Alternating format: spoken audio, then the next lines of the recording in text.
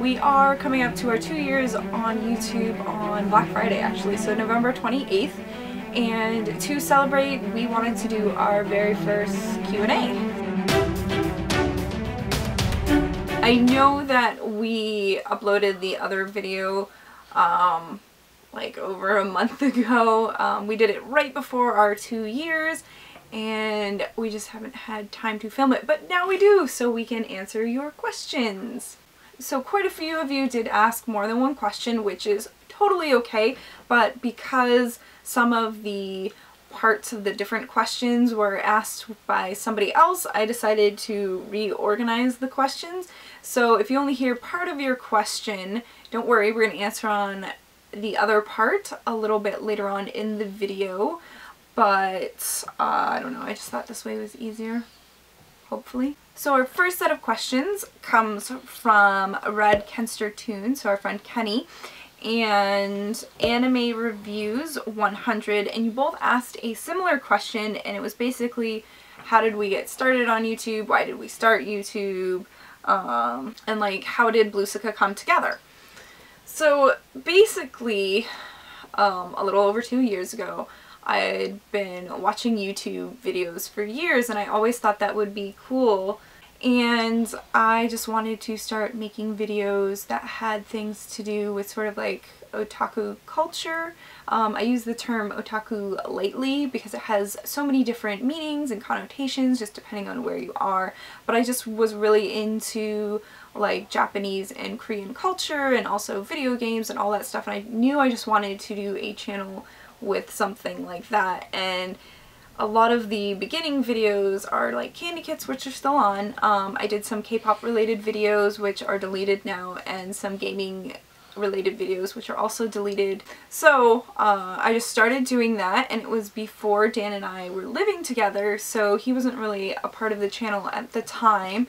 And then I started to do some haul videos after coming back from my, at the time, most recent trip to California. And then I just found out about bootlegs and Ami, and that kind of got started the huge figure side of the channel. And then Dan moved in with me and he's been part of the channel ever since. So the next question comes from a friend of mine, Jay Vray. Just out of curiosity, but I was wondering how you came up with the username Bluca. To go on where I came up with Bluca, basically I had an old username. It was Bloody Aftertaste. Gross. At the time, I was really into vampires. I am still into vampires, and so... Twilighty kind. No. So Bloody Aftertaste is just basically supposed to be a representation of a vampire, like after they've bit someone. So that was that name, and it just sort of started not fitting anymore because I became a little bit more bubbly, and I don't know.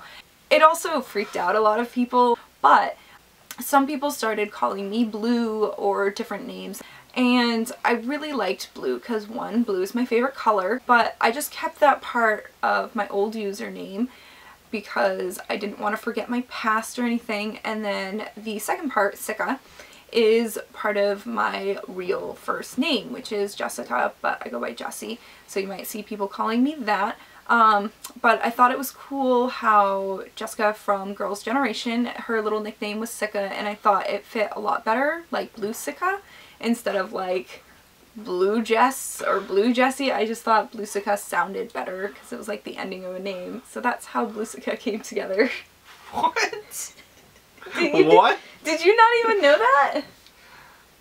I kind of did, but like... So the next set of questions comes from our friend Guna and a subscriber, Little Light, and they basically wanted to know what our favorite parts of doing YouTube videos are and having a channel and all of that. So my favorite part, I guess I have a couple of them, because one, I really like doing videos. Part of what I did in college was making videos, and then the other part is actually just getting to meet other people in the community, like having a lot of other people to talk about anime and figures and video games and all that. So I've met a lot of cool people who share the same interests, seeing how we don't have a lot of people like that living near us. Well, I like mainly goofing off, and you know, I break script a lot from what she tries to do and try to do my own thing. Not that I have a script for these kind of videos. He doesn't actually get to be part of the scripted review videos. But like I'll try to be like, okay, we gotta focus, and he'll be like, ooh, what's this? And so you see some of that. I have to edit out some of it, otherwise the videos would just be too like way off track or just too crazy. So that's our favorite parts. So our next set of questions are anime related, and the first one comes from Jupiter Cola. And what are both of your gateway animes that got you into anime?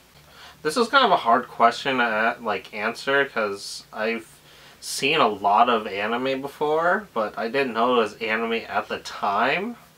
Like the first time like I actually knew what anime was, and like was when I was watching Case Closed on like Cartoon Network, and I kind of liked that show. It was pretty cool, and like I didn't know it was anime, so I looked it up because I had the internet at that time. Looking it up, I'm like, this is kind of interesting. Like, what kind of other kind of shows are there?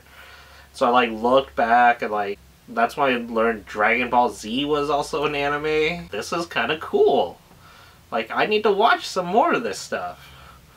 Alright, well, I have like a similar story because my first anime, you've probably heard me say it before, is Sailor Moon. And at the time, you know, I was a little girl, I didn't know what Sailor Moon, like, that it was an anime. I didn't really know what anime was. And then later on, I don't know, I think I found out that Sailor Moon was an anime before I really got into anime. I don't really remember when that was, but the anime that really got me into it was Witchblade.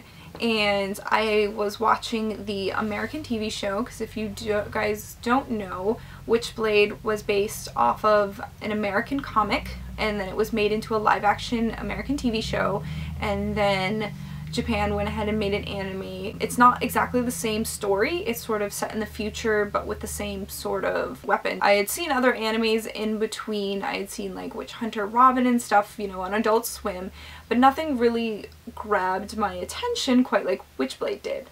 And so after seeing that, I went and found more anime, and just, it snowballed from there. Our next question comes from Fenbida Fenbaloid. I hope I pronounced that correctly. But they were basically asking, how much anime have you watched?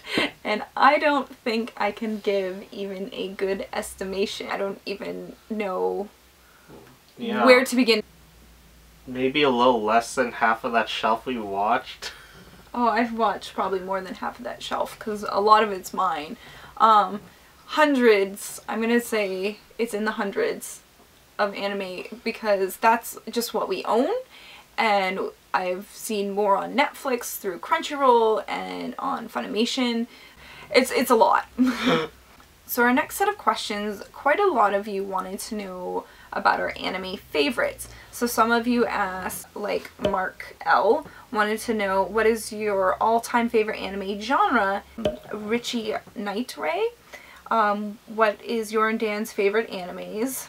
Eunice Mayung, I'm so sorry if I'm butchering anybody's names. What is your most favorite anime? Michael Grindy wanted to know if we have a favorite anime that no anime can beat, and if so, what is it? And then Pughead asked, what draws you to anime overall as a storytelling medium, and favorite characters and why? So a lot of people want to know our favorite genres, favorite characters, and favorite anime of all time. So let's start with favorite genres. Oh my god, I don't even know where to start. As for genres go, I like a lot of the supernatural, sort of cyberpunk, just anything that couldn't really happen in real life is what I'm drawn to. So things like Fairy Tail or Psycho Pass, which is sort of set in reality but isn't. Like, things like that is probably my favorite genre. I can't really decide.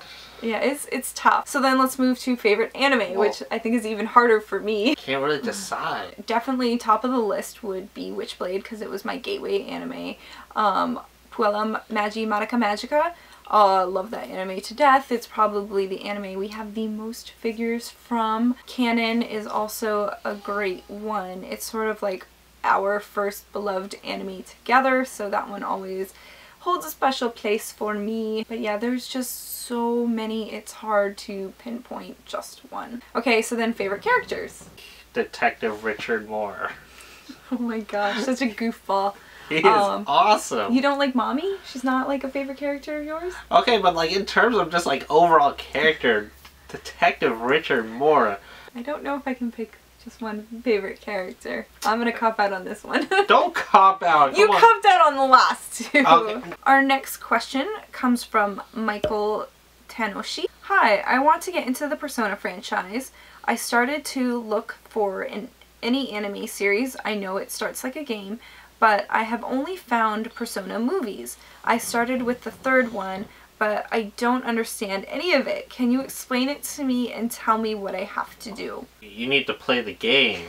Persona 3 and like versus Persona 4, which are the two that I'm the most, familiar with, there are two different storylines. There's two different groups of people, and then if you want to start getting into the anime, then you have Persona 4 the anime, which is pretty much exactly like the game. You're cutting out all of the like farming and all that kind of stuff you need to do. So if you're just looking for an anime to get into and you don't have time for the games or you don't have the systems or whatever, I would have to say Persona 4 the anime. The last set of anime questions comes from Little Light again. This is their second question. And Faithful Sad Girl. So the first one is which one fits our personalities, and then we'll do if we could be one for a day, who would it be? I do have one that fits like younger me the most that I can think of, and I think it's why Puella Magi Madoka Magica is one of my favorite animes, because I can relate to Madoka herself, because when I was like a preteen, early teens, a lot of people, I think, they're unsure of themselves. They don't know really exactly their place in the world, and they, a lot of people just want to do good and try to do their best. And then to be that young and put into a situation about becoming a magical girl, like, do I want to do this? What are the consequences? And you just kind of learn all of that and you just follow her through. And she is very emotional. She's very unsure of herself. And that was me, younger, basically. Mobile suit. You're a mobile suit. Well, I'm Char in the mobile suit. I'm very nihilistic. I'm very evil. Oh I don't know. I honestly don't know. That is a tough question. So if I could be any anime character for a day, I think I would choose people sort of outside of myself, people I couldn't normally be. So I think one would be Akane Tsunemori from Psycho Pass, because she's got sort of a level, calm head about herself. She's not afraid to just sort of jump into those situations, and she's very smart at coming up with different solutions outside of the box, outside of sort of the rules and everything. And I think that would be just really cool, because if I was put in that situation, I kind of freak out because I'm sort of a scaredy cat. I think another one too would be one of the Love Live girls. I just really like that they have such a close bond with each other. Plus I think it would be fun sort of just to be up on stage and be a cute idol girl. Who would I be? I'd be like every loser main character in like a harem anime. Oh my god. I just want to be surrounded by like beautiful chicks and that like is such a you answer. But the final part of that question is, will we do a room collection tour video? That is our actually most requested video.